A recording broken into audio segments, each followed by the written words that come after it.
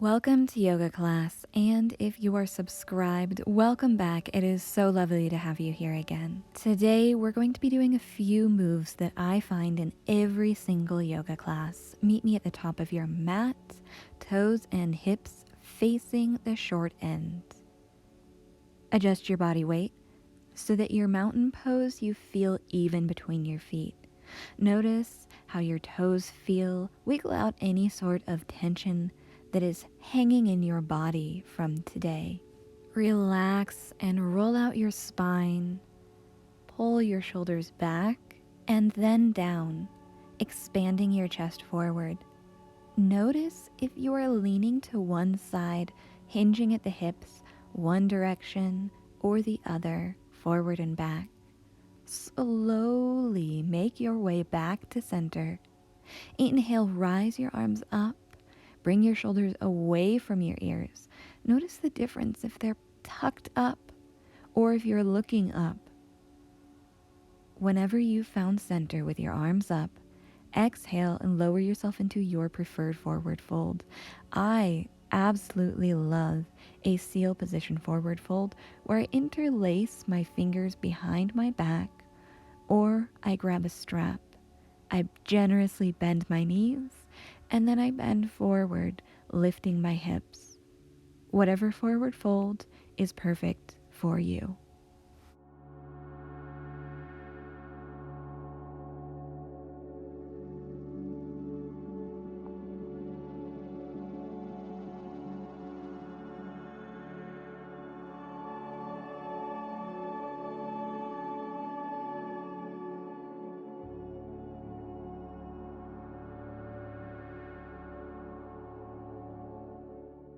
Bend your knees however much you need. Place your hands in front of your feet and step back with your left foot.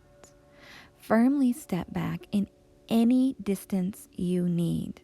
Every single day is different. Every single side is different. Position your foot a 45-degree angle facing forward and your front right foot 100% facing forward. Adjust your hips so they're still facing the short end of your mat. Use your block, your knee, your glutes, your core, and pull your chest up into a standing position. Rise your hands overhead. Notice how much your back arches. Aim to have your front right knee bent at a 90-degree angle. You may need to separate or bring your legs together further. That is all dependent on your needs. Push or pull your legs together the entire time, engaging your legs and keeping them strong. Flip your palms outward and scoop your arms out to the sides as you pivot your hips to the long end of the mat. Also, pivot your back left foot so now the toes are facing the long end of the mat. Again, you're going to have your arms up overhead, then slowly drop them down into a T formation as you open your hips towards the long end of the mat, your front leg still facing forward at the short end of the mat, and your back left toes now facing the long end of the mat. Place both of your hands onto the ground on either side of your right foot. Hop your right foot to meet your left foot so you're now in down dog position. Separate your fingers as much as you can, gripping the mat from your fingertips all the way to the palm of your hand. Also, drop your heels. Notice the difference if you're pointing or dropping your heels.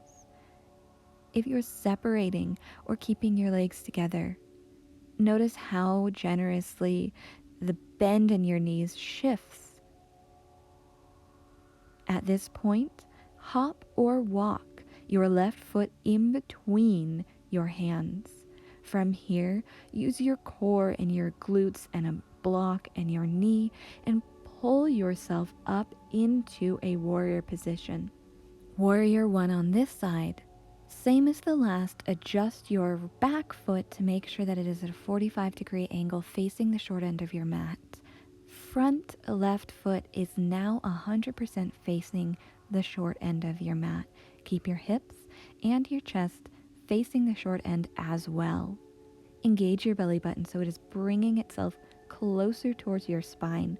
Notice how much your back is arching as you raise your hands up. Shrug your shoulders down away from your ears, elongating your neck and expanding your chest. Switch your hands so now they're facing out and scoop them into a T formation. Adjusting your hips slowly so they're facing the long end of the mat and your foot is facing the long side with your left foot still facing the short side. Think about energy shooting out from your fingertips and continuing to push the floor away with your feet and legs.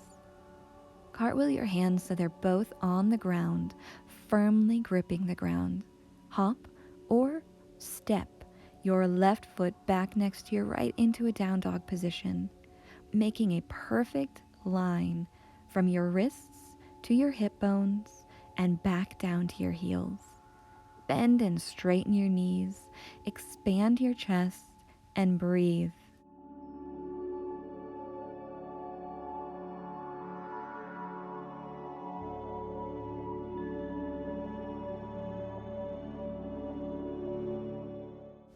On your next inhale, tippy toe, look in between your hands. On your next exhale, drop your knees and place your hands directly underneath your shoulder blades. So now you're in a tabletop position.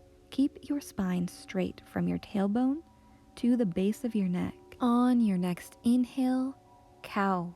On your next exhale, cat. Keep this rotation with your breath. Follow these poses with your breath, not with mine. For your cat position, make sure that you are pushing the floor away with your fingers, palms, shins, feet. Press it and arch your body into an opposite Nike swoosh. On the cow position, tuck your tail, expand your chest forward, and gently pull your ribcage through your arms and shoulders, looking out and possibly up towards the sky. Meet me back into a neutral tabletop spine. Grip your mat with your fingers as you sit back on your heels into an extended child's pose. Gluing your hands to the ground before you sit back will expand your shoulders and elongate your spine even further. This is more of an engaged child's pose. You can also push with your hands so it forces your butt to sit even further back on your heels. Slowly grip with your fingers and pull your chest forward so that your chin barely grazes. Then you are perfectly positioned for a Sphinx pose. You can also do this knees, chin, chest from a tabletop position. Slightly shift your weight into your arms or legs. Then bend your elbows until your chin barely touches the ground and slither your way onto your stomach. All right, one more example from a wider base tabletop position. Extend your arms so they're forward in front of you and most of your weight is in your legs. Slowly bend your elbows and then slither down into your stomach the exact same way as previously. From here, position your hands directly below your shoulders. Push your feet and hips into the ground. Tuck your tail generously. Push yourself up and your chest expands forward through your arms. You can also position your hands so that the pointer fingers are forward rather than the middle fingers. Maybe this might draw your chest forward more rather than up. Don't be shy to bend your arms. It might use a little bit more strength, but it also elongates your spine in a different way. Slowly move through this and see which hand position works best for you. Whenever you feel done, meet me on your back for a Shavasana pose.